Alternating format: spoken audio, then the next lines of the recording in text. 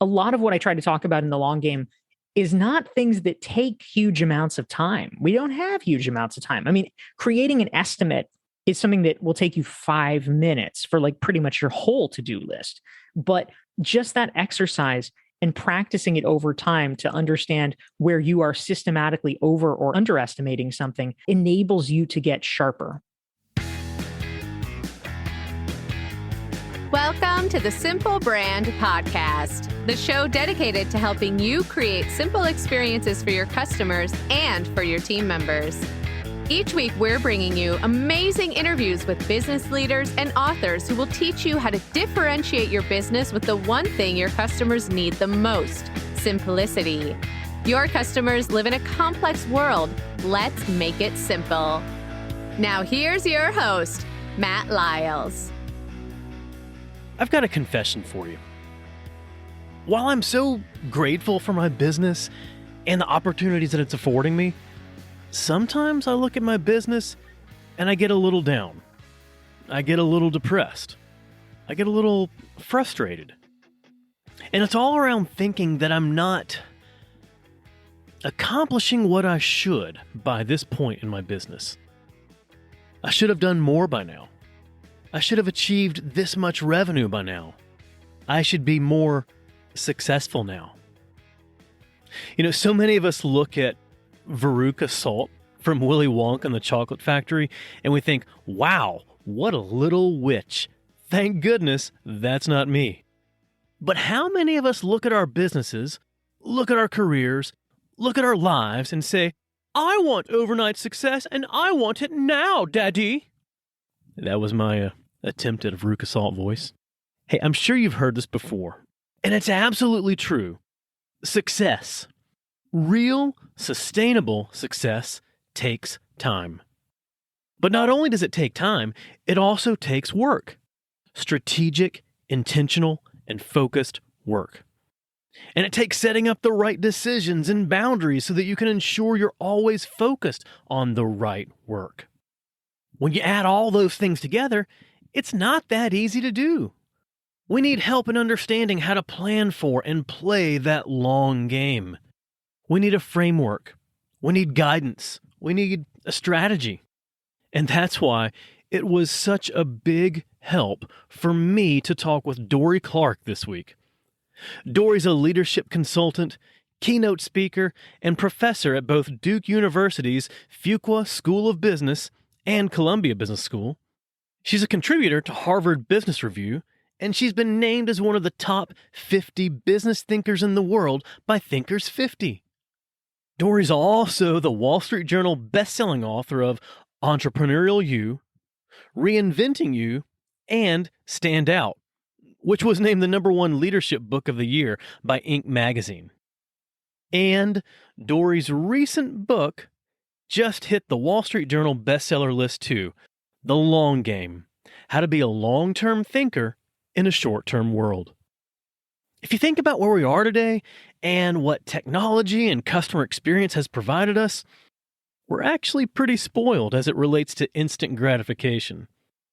While it's great to be able to get our hands onto most anything we want either overnight or same day, that expectation is spilling over into our lives and what we expect to achieve. But that's not the case.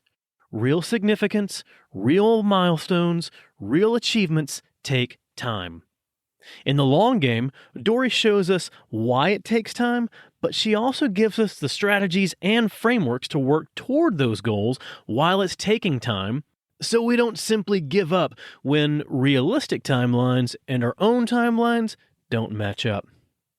So here it is. Here's my interview with Dorie Clark. Hi, Dorie. How are you doing? Welcome to the show. Oh my goodness. Thank you so much. It's so great to be here with you, Matt. Yeah, well, we're here virtually, but yes, it's good seeing you and talking to you. Definitely. Well, so we're talking about your latest book, The Long Game. Congratulations on it. Thank you so much. And I have to say that I don't know about anybody else that's been reading the book, but to me, the book came to me at the exact right time. I think I shared with you, I'm about 2-ish years into my entrepreneurial journey. And I'm at the point where I was starting to think, this really isn't getting the traction, or I'm not getting the achievements that I thought maybe I would by this point in time.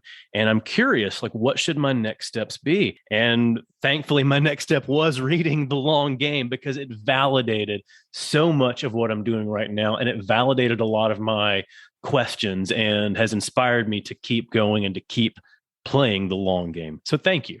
Well, I'm so glad to hear that, Matt. And it makes me feel good because I really was inspired to write the book because of folks in situations like yours. And this was a situation that I was in for sure when I started my business 15 years ago, that I felt like the process of just getting, growing the platform, getting your name out there, trying to build a reputation in your industry was often so challenging and felt like such an opaque process. There's so much noise out there, and the formula, if there is one, to break through seemed really complex to crack. And constantly it felt like I was not doing it as fast or as well as I wanted. And so I really had to muscle through that process on my own. But now, a decade and a half later, I work with a lot of folks doing coaching, and I run an online community. And I kept seeing the same things, the same patterns in the people that I work with, where they were just hitting a wall sometimes, where they felt frustrated, or they felt like, oh, is it not working, or is it not working yet? And in the moment, it can be very, very hard to tell the difference between those two things. And so with The Long Game, I wanted to write a book that hopefully provided a bit of a framework for people to be able to make sense of it, and hopefully encourage them to persevere so that they can get to the other side and be able to make the contribution that they want to make and that they should be making. And I think there's a number of things that are of significant value from that. And one of those things is helping people to recognize it's okay. Unless you're one of the select few that just happens to get lucky, because it does happen every once in a while, you're not going to achieve notoriety in the immediate term, in the immediate short-term period. So it's okay. And then here's the steps to take to make sure that when you do get to that level, that you've prepared yourself along the way.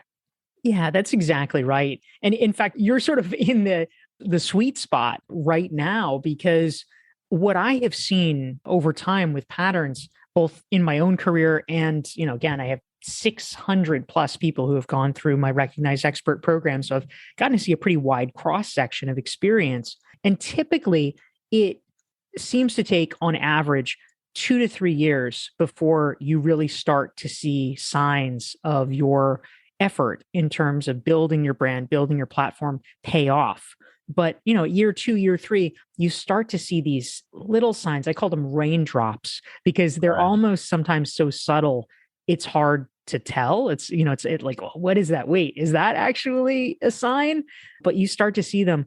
And then really, it's often around year 5 where you start to see what I would say is demonstrable progress, or a demonstrable sense that your effort is paying off. That's it. Absolutely right. I've read where you've talked about that 2 to 3 year mark, and I've heard you talk about 2 to 3 years. And so I was thinking to myself, okay, here's where I am in my journey. And then we had COVID for, depending on how you look at it, 9, 12, 18 months. So how does that play into my 2 to 3 years? So either way, I think 2022 is going to be a big year for me. That's right. I can sense it. I can taste it for you. Yes. Hooray.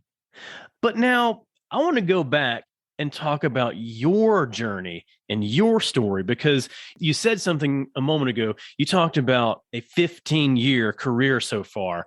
And when I recall, so we met, I think it was spring of 2018.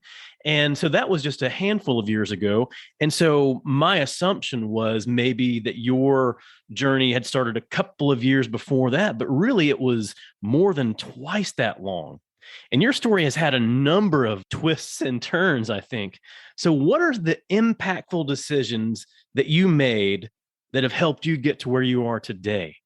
Well, a lot of the decisions that I made were not necessarily super strategic. It was the best that I could come up with it at the time. But it was only in retrospect that I realized the framework behind what I was doing. And so part of what animates my work, Matt, is really wanting to try to share what I've learned so that hopefully it can be better or faster or easier for other people down the pike, so that they don't have to kind of be reinventing the wheel, or they don't have to sort of figure it out from scratch the way I felt like often I had to. But for instance, one thing that has been helpful to me over the past decade, I put a lot of time and effort into trying to analyze and understand the question of what makes someone a recognized expert in their field. And what I concluded is that fundamentally there are three key components. The first is content creation, because you need to be sharing your ideas publicly so that other people will know what they are, so that they can discover you and find you. There is social proof, which basically is, what are the signifiers of your credibility so that other people will be more willing to take you seriously? And then finally, there is your network, because you need other people to be magnifying what you are saying. And also you need to be learning from them and helping them as well. And so over time, in various ways, I have worked on those three components. But just to take one example, content creation has been really invaluable for me, because ultimately, when I started my business, I had a very limited audience of potential clients. I mean, we start with the people we know, right? Right. And the people that I knew, it was not high-powered corporate executives. I didn't know them at all. Who I knew was people who ran little local nonprofits, that sort of thing.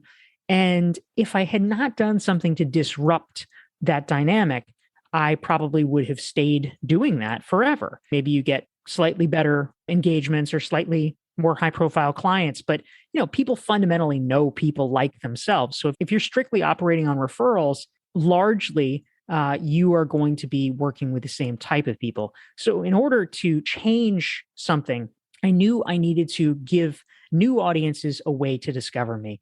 And so for me, it was through writing. It doesn't have to be writing. You can be speaking or podcasts or whatever, but somehow you have to create content to share your ideas. And those ideas are then able to travel further, and you can change and upgrade your audience as needed. That's it. And I think early on in that process, it does help to have the people that you know that are reading your content or engaging with your content in some fashion, because in a way, as you're writing more and more content, as you're creating more and more content, you get better. But in those early years, you can look at some of the ways that your tight network and how they're reading and engaging with your content as a way to test whether your content's working or not. So a lot of times, like if I send an email out and I'll go in and look at the analytics and I'll say, okay, like these are the people that are regularly opening my emails no matter what. So that means something. And then every so often, oh, wow, there's a few people that have shared this and they have forwarded this email on to 18 other people. Wow. So that must have been a really good piece of content. So that helps out. Absolutely. Yeah. Understanding those metrics, understanding where it seems like people are more interested, that's so valuable. I mean, early on, of course, it is super frustrating because we would all love to, write an article and have 100,000 views, or start a podcast and immediately get 100,000 downloads. But that pretty much doesn't happen. You have to sort of slog your way to it. And it feels so tiring and so onerous. But the truth is, it actually is kind of a favor, because in most cases, we're not that good at first. And so it's better that 100,000 people aren't exposed to what we're doing. We need time to find our voice, to achieve product market fit, to get really comfortable and really good at what we're doing. We might be good, but we're going to get better. Almost invariably, we are going to get better through the practice, and we will have the opportunity to discover what people want. And so later on, when we actually do have more eyeballs, we will have earned it and we will be ready for it. That's right. One of the things that I've been telling some people lately is, as it relates to starting out, when you're starting, whether it's speaking or creating content or whatever. Absolutely. Yes. Your first is always your worst, and you get better from there. You mentioned the third component here, which I want to touch on, is your network.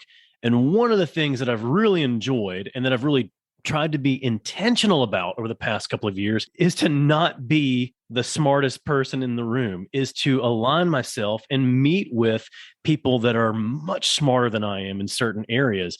And it's really been helpful in growing my network that way. Even with my podcast here, every podcast episode, I come away being smarter than before recording that interview because of all the people that I get to talk to. And it feels like I'm getting, almost a free hour-long coaching session sometimes.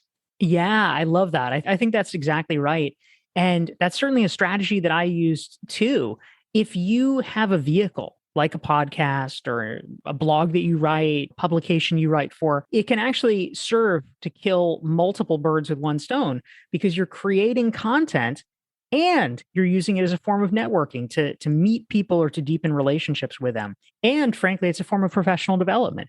So it checks a lot of boxes. And that's my favorite thing, in a very busy world, it's not like we have a lot of time, but if we use our time effectively and we're actually, getting multiple things done, if we're getting 3 things done at the same time, that's a pretty good use of our time. It really is. And you even touch on that in your book where you talk about multitasking. And when I first got to that point, I thought, wait a minute, because I don't believe in multitasking, because I know all the research says when you try and multitask, you're much less effective.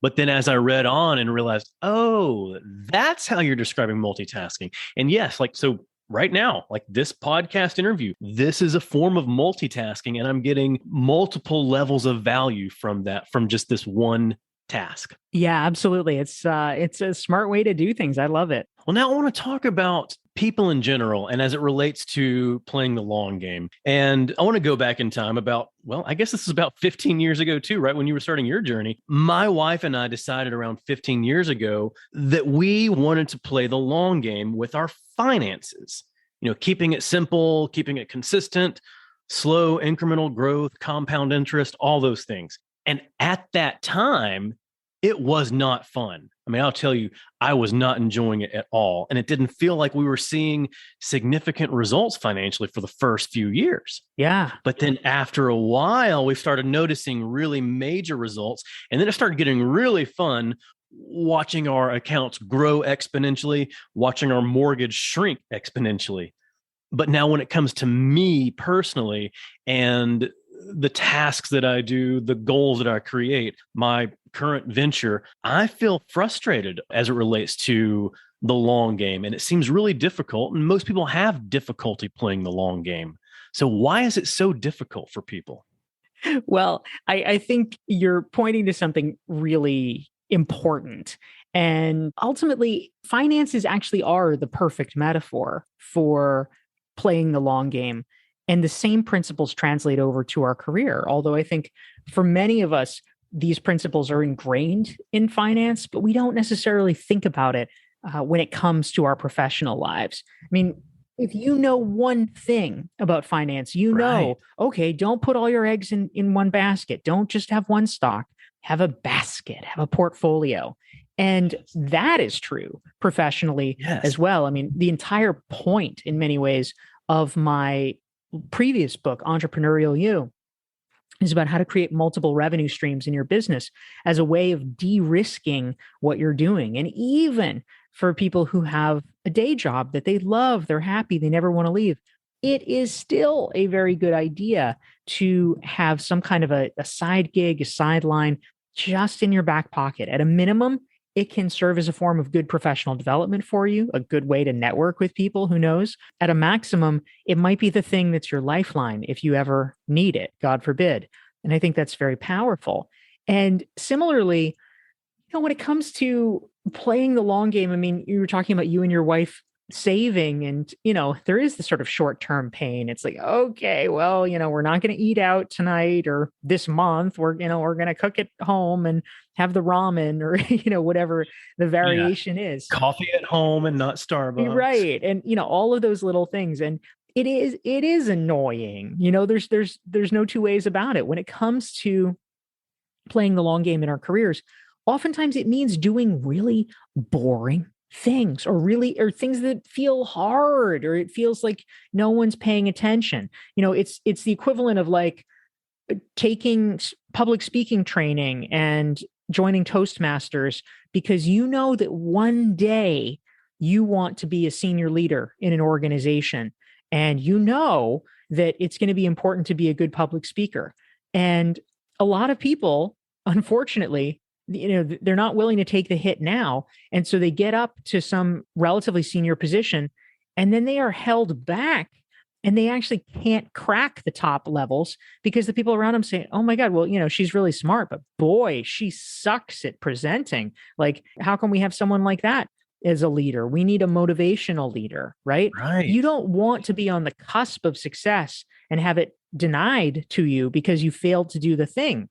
Instead, you look ahead, you say, you know what, in 5 years, in 10 years, I want to be a senior leader.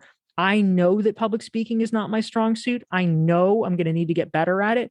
So right now, every Monday night, I'm going to go to this freaking church basement and I'm going to practice, and it's going to suck and it's going to feel embarrassing, but you do it now so that you don't have to do it later. And 5 years down the road, people say, well, geez, she's a fantastic speaker. She's an inspirational speaker. Of course, we want her as our leader. That's it. It's all preparation for the future. And I think one of the key things there is having a disciplined mindset about it. Like not just kicking the can down the road and saying, well, I know I need to be a better speaker, and I'll get speaking training when the time is right, when it's time for me to step up. No, it's like having that discipline right now to do it consistently every day or every month or however long it is, like whatever it is you're working on, to have that consistent discipline to focus on that. Yeah, that's exactly right. And I think it's important to be aware too, the things we're doing, I mean, it might not be amazing. It might not feel great, but whatever we're doing now, the pain, quote unquote, that we're experiencing is very small compared to what it would be later on. I mean, again, let's go back to finance.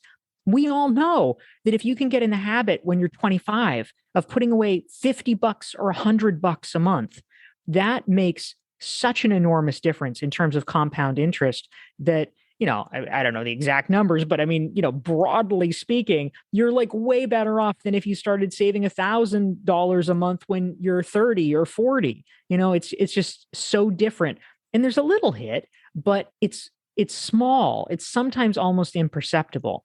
It's like committing to a fitness regimen that's not too taxing, but it's something that you do, rather than you suddenly discover you're 50 pounds overweight and you have to make these massive wholesale life transformation, which is very, very hard to do.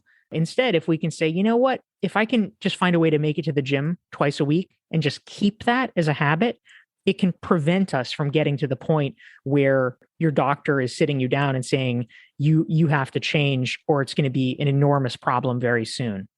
That's right. Yeah. It's having that focus of little actions over time, just maybe twice a week for a number of years is much better than going a number of years down the road and having to take major action. Absolutely. But now when we think about that and we think about goal setting, creating goals, and playing the long game, I've got this tendency. I don't know about you, but it seems like I have the tendency to overestimate my abilities and underestimate how long it's going to take me to do certain tasks or achieve certain goals.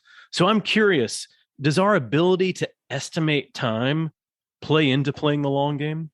I think it totally does. But I think that there's ways to get better at it. And I will give you a very clear example. I mean, I'm pretty bad, honestly, too, Matt, at estimating time sometimes. And we all are. Yeah, I think it's a human thing. I mean, obviously, if there's a task you do literally all the time, you're going to have a pretty good sense. Like, oh, okay, my commute is somewhere between 22 and 37 minutes. The minute you see the traffic backed up at exit 8, okay, it's going to be a 37-minute day. Like, you got it. I, by now, have done, so many blog posts, for instance. Like I know how long it takes me to write a blog post, but there are plenty of tasks that I do that are a little less well defined, or I do them less frequently, and I really don't know.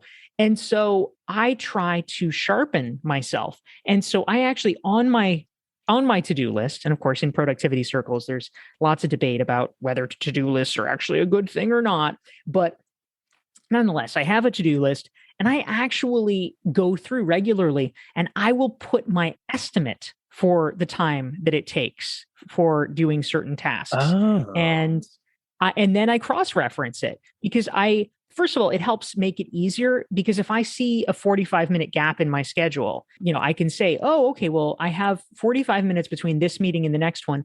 What can I do in 45 minutes so that I'm not just like mucking around and wasting the time? And I can look on my calendar and say, okay, I think this will take 45 minutes, or, perhaps even better to give a little margin. Oh, this is a 30-minute task. I can knock this out and have time to get some water and, walk around the office and then come back. And if you do that, you can begin to get a more intuitive understanding of what actually is a 30-minute task or an hour-long task or an 8-hour-long task, and make smarter decisions both up front about what you're committing to, because you will have a better, more accurate sense of what the scope really is, and also when you can fit it in. wow. Whether to-do lists are wrong or right, I see a lot of value in what you just shared, a lot of value in placing the estimated time with each of those tasks.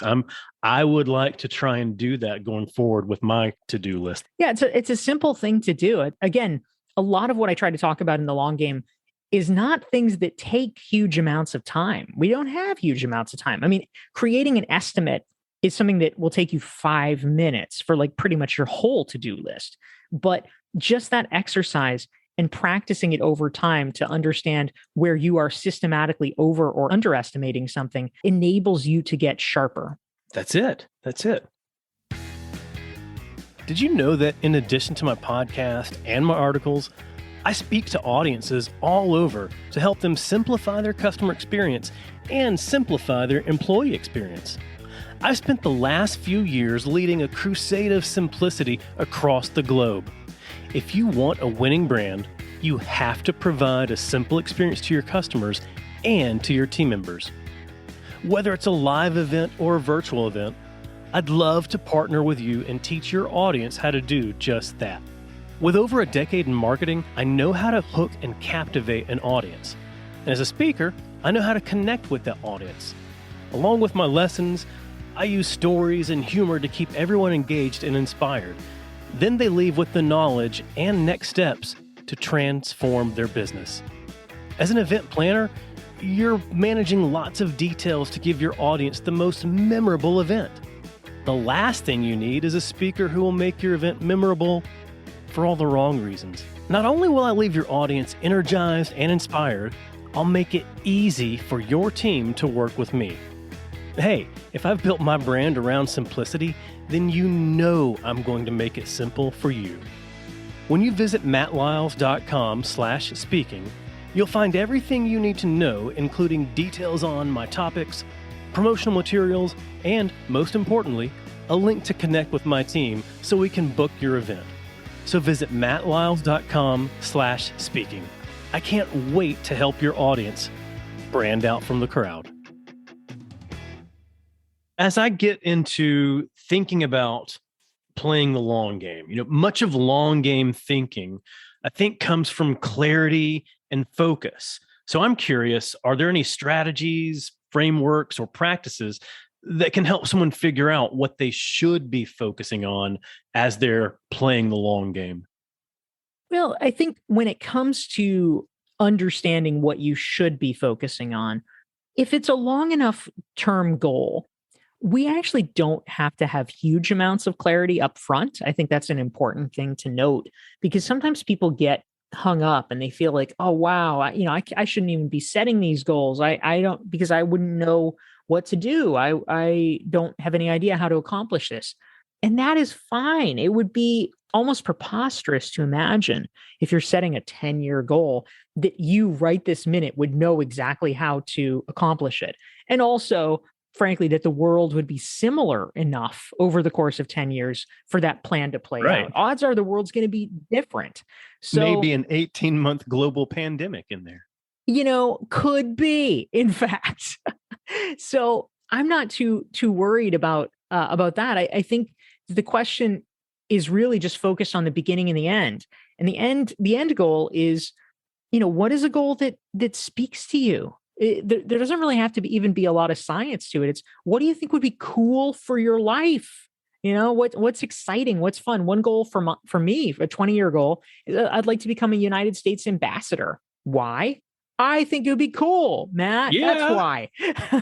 Of course it would. Yeah. Live in a foreign country and get to meet interesting people and do some public service and, all of that. I think that would be great.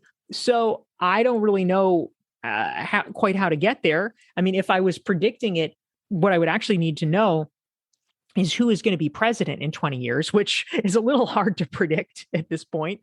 So best of luck to you. Thank you.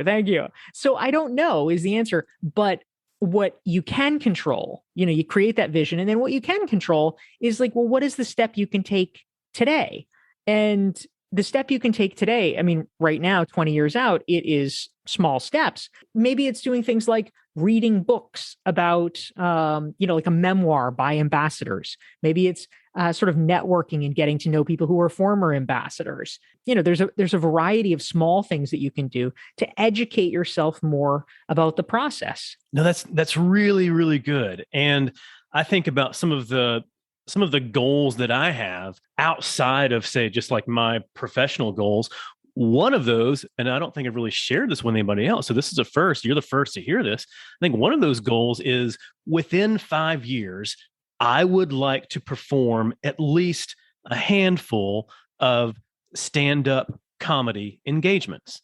I love it. I absolutely endorse it. And as you may know, Matt, I have done stand-up. That's right. So I'm a big fan of it. So I love that. Good goal. Well, thank you. It was a goal that I had when I was 8 years old, and I got talked out of it by adults who helped me understand that was not a lucrative goal, and I wouldn't likely be very financially successful with it. But now I want to revisit it. So I start to think about, well, what are the things that I can be doing right now to help me prepare for that?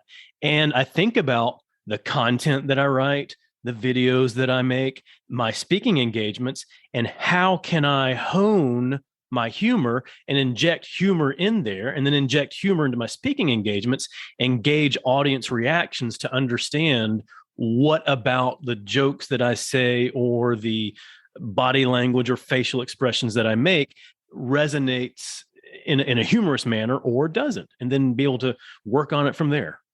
I think that's amazing. And I'm going to make a friendly amendment. Ooh. And my friendly amendment, feel free to ignore me, no, I want to hear it. is I don't think it should be a 5-year goal, brother. I think it should be a 1-year goal. Man. Because now there are, I mean, I'm sure, where you are that there are probably classes, but even if it turns out there aren't, because of the pandemic, just about everywhere has started doing virtual classes. I literally, as you were talking, I Googled the place that I took my comedy classes, which is called the Manhattan Comedy School. And I am seeing on their homepage, classes are available both in person and online. Whoa. You could sign up for an online course this year and actually just get started doing it, low stakes, right? But learn by doing. There you go. And here I am in Nashville with the Nashville cost of living, but I'd still be able to access the New York Manhattan Comedy School. That's right. Absolutely. Oh my goodness. I love it. Okay. Well, I'm writing that down on my to-do list, and later on I'll estimate how much time that'll take. That's the move. I like it. So I'm curious, as it relates to becoming long-term thinkers, are there questions that people should ask themselves to help them be a better long-term thinker? Well, I think there's definitely a few questions that can be beneficial for people to ask. And some of these are ones that I try to revisit regularly. And one example, for instance, which of course is well known to productivity aficionados, relates to the so-called Pareto principle, the 80-20 principle, which is what 20% of my activities are generating 80% of the results. Right. And I think we live in a world where time and again, Vilfredo Pareto was an Italian economist, and he demonstrated that there were patterns in land ownership where 20% of the people owned 80% of the land. I was just reading an article this morning about American stock ownership, and it's even more extreme in terms of a small number of people holding most of the assets. But of course, it plays out in almost every facet of our lives. And it's true in terms of our work that there are certain things that generate a disproportionate output. And we need to be mindful and aware of what they are and get pretty ruthless about emphasizing them and de-emphasizing other things. Absolutely. And a lot of times, so I understand the 80-20 rule, and I call it the 80-20 rule because I always get Pareto principle and Parkinson's law confused. And I always assign the wrong name to either of them. But it hit me when you started talking about that. The Pareto principle and I think Parkinson's law relate to playing the long game. So being able to understand where to focus your efforts to get that value and get that significant impact. At the same time, recognizing, Parkinson's law says that we will fill up whatever amount of space we're given, whether it's a physical space or really a space of time. And so that relates to the power of using your calendar, using your to-do list, estimating how much time it will take, and knowing exactly how to fill up the time that you've been given. Yeah, I think that's exactly right. We have to be extremely vigilant about protecting our calendars, because the natural impulse, the way things go, if we are not, is that every moment will get sucked up, because the truth is, it is more convenient for other people if every moment of our calendar is sucked up. You are not going to have somebody else be your advocate for this. You are the only person who can really defend the borders of your calendar and of your white space. And it takes a lot more work than we think that it does to be able to defend that white space in our calendar. Absolutely. Yes. You have to be on guard all the time. Your visitors who want to intrude on your calendar, they do not look like barbarians at the gate. They're not wearing, clubs and sticks, but nonetheless, we have to treat them as enemy incursions. No, we do not have time for these things. We have to protect our priorities. You shall not pass. That's right. Exactly. Yeah. So going forward, anybody that sends me calendar request or, calls me or asks me for my time, I have to visualize them now wearing like that big Viking helmet and having like big armor on and having a battle axe swinging at me. And that's going to help me to be more on guard with my time. Exactly. That's right. So once someone has made the decision to play the long game, and if we're talking like a multi-year period of time, things can happen. And some people refer to this as the messy middle. Like sometimes, like, you start out great, you end great, but sometimes in the middle, there's things that happen. And a lot of times I can see people playing the long game and they're not seeing immediate results, or they're getting into the messy middle. What can they do to keep moving forward or to keep the faith as they're in the middle of the long game? Yeah, this is always the big challenge, because for a meaningful enough goal, there is often a fairly large amount of time between setting off on the voyage and arriving at shore. So a lot of things can go wrong. You can get turned around. You can feel like you're off course and wonder if you're even sailing in the right direction. Right. So yes, there's a lot of factors that contribute to some people just giving up or quitting. And I think a lot of times they are quitting too soon and prematurely. So I think one crucial element that I like to recommend that everybody undertake as quickly as possible is actually making the time and effort to scope out the expected duration of what you are trying to do. And to get specific, there's actually part of the long game where I talk about a 2018 shareholder letter that Jeff Bezos wrote to Amazon shareholders. And in it, he talks about this anecdote that I think is so revealing. He had a friend who wanted to learn how to do yoga handstands. And so she hired a coach for this, which is kind of amazing. And the coach said that the average person, if you ask them how long it would take to learn to become proficient at handstands, they would usually answer about 2 weeks. But it actually takes 6 months of daily practice, meaning 24 weeks. It is a difference of 12x in terms of what people casually think versus what the reality is.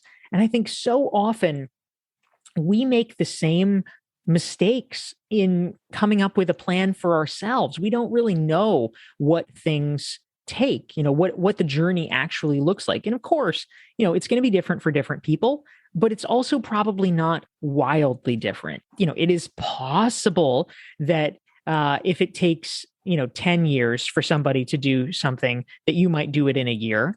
But it's a lot more likely that it might take you 9 years or 11 years.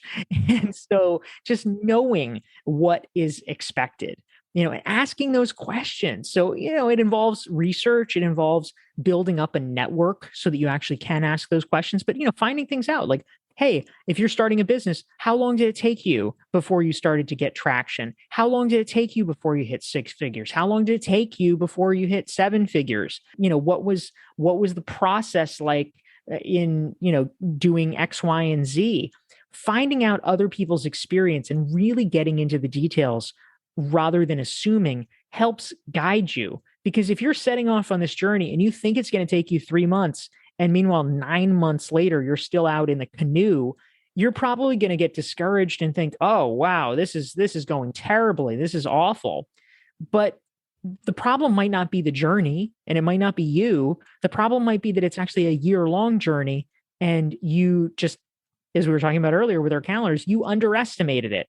And so having a sense of what is rational and realistic to expect is probably the most important thing that we can do to enable us to not give up prematurely on something that could be quite good. Absolutely right.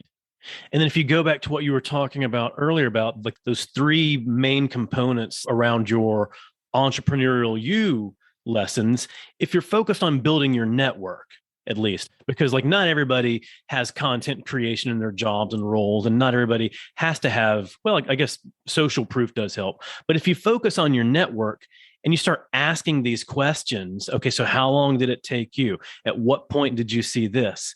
And then if you ask the other questions around, okay, what lessons did you learn along the way?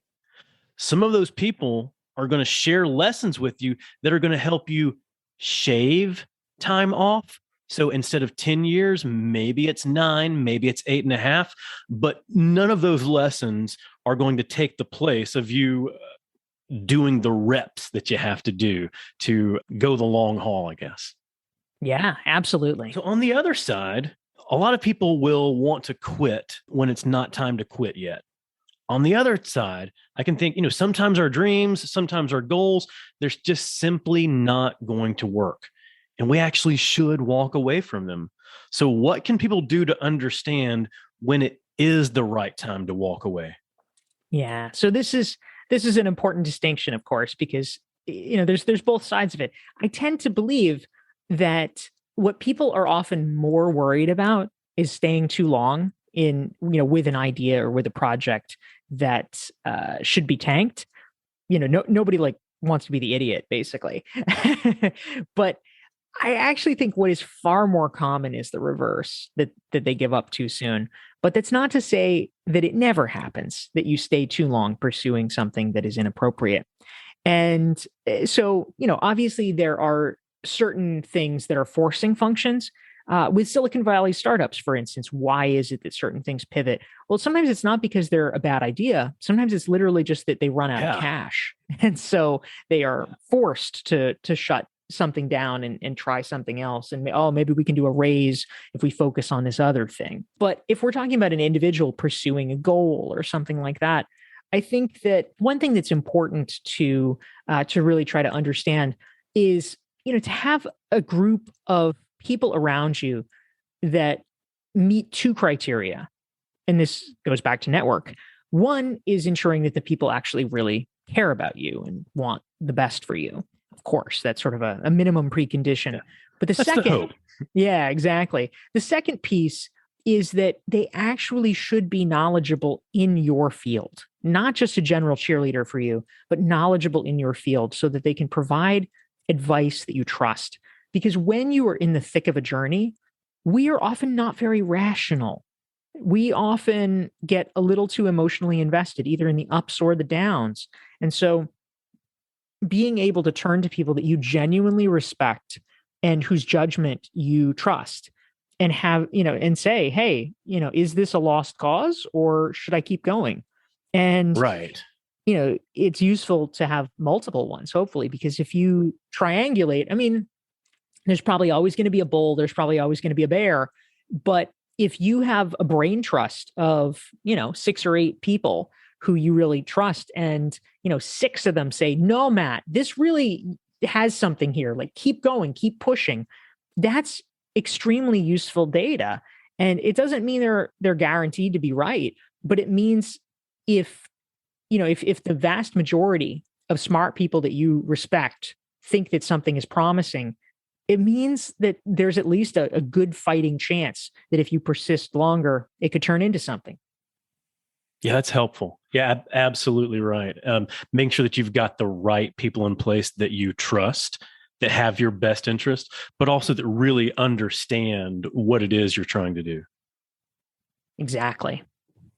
So I want to take it out of the entrepreneurial career, professional discussion, because I've been thinking about this as it relates to my role as a parent. And I think about my kids. So today it seems like my kids have more and more distractions, lots of things that can prevent them from being long game thinkers. So I'm curious if you've got advice on what I can do as a parent to encourage and foster long game thinking in my children. Well, I love the question. And one of the things that I allude to in the long game, actually, at the close of the book, is the very famous marshmallow study, which some of your listeners will be familiar with, by the psychologist Walter Mischel. Right. For those who are not familiar with it, there was a famous study years ago. Hey, kids, you can have 1 marshmallow now, or you can have 2 marshmallows if you wait. Oh, so hard. Very hard, very hard.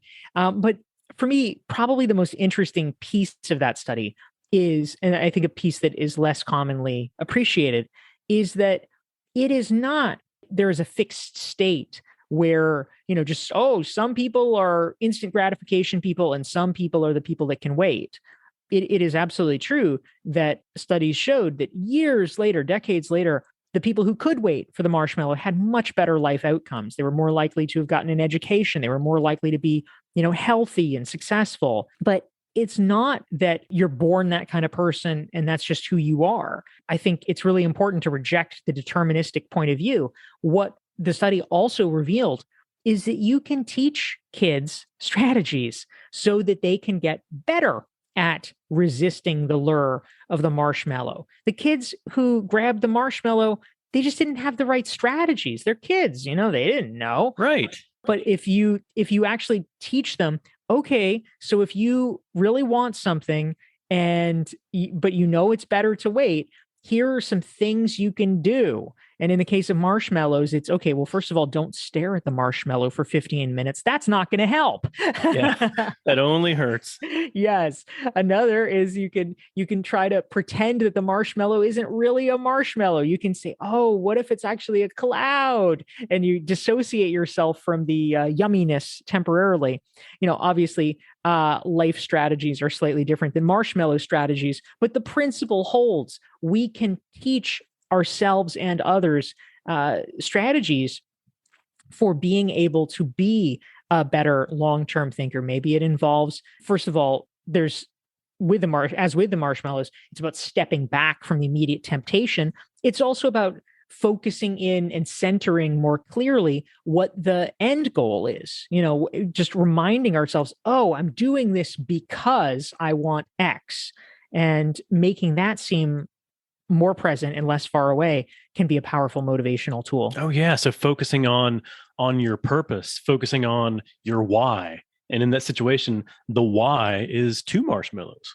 Absolutely. Absolutely. And in the case of, us as professionals or whatever, it's things like, oh, well, it's going to be so, it's hard to sit down and write this book, but it's going to be so meaningful when I'm able to hold the copy of the book in my hands and, give it to the people that I care about, or whatever the milestone is. That's it. Being able to hold the book in your hand, flipping through and getting that new book smell, and like all the feelings that come with launch day, like that's your why. And then how the message is going to help so many other people too. That's your why too. I love it. All right, Dorie, last question for you. If you were to create a 5-song soundtrack for the long game, what songs would you include? Oh my goodness. I love it. I love it. Thank you for the question, Matt. So I came up with a soundtrack. You were kind enough to tip me off. So I have to confess, I forgot that it was like songs for the long game. I kind of missed that, but I just made a soundtrack of completely awesome songs. And that's great too. It's your own Dorie Clark soundtrack. It's the Dorie Clark soundtrack. That's right. So we got Gotta Be by Desiree. It's a good, kind of empowering dance song. I have Proud by Tegan and Sarah.